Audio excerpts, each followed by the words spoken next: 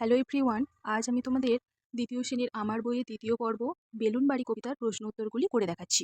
তো চলো স্টার্ট করি। 1 নম্বরে আছে কবিতায় এমন কিছু যুক্তবর্ণ দিয়ে নতুন শব্দ করি।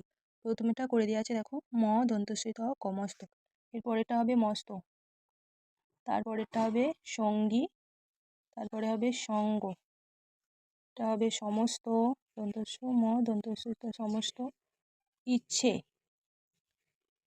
এটা হবে আস্বাদ,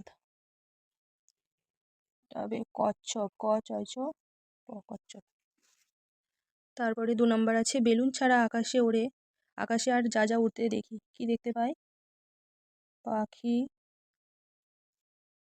ঘুড়ি। 3 নম্বরে আছে বেলুন বাড়ির মানুষটি মেঘকে যেখানে ভাসতে দেখে, পায়ের তলায়।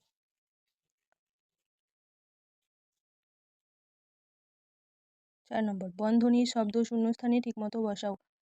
বেলুনে চড়ে শূন্যে পাড়ি দেওয়া যায়, বেলুন বাড়ির কোনো সীমানা থাকে না।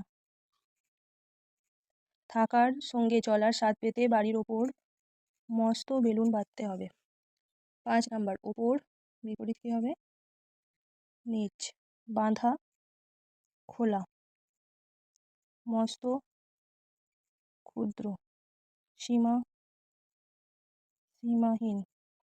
6 নম্বর বাক্য রচনা করি। দিন,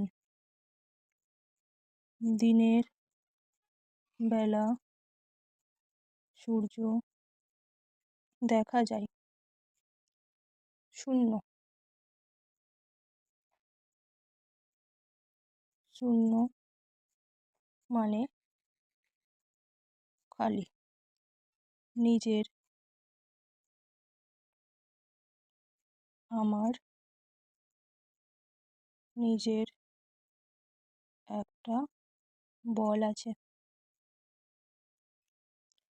আর একটা আছে বেলুন, আমি বেলুন ফোলাতে পারি।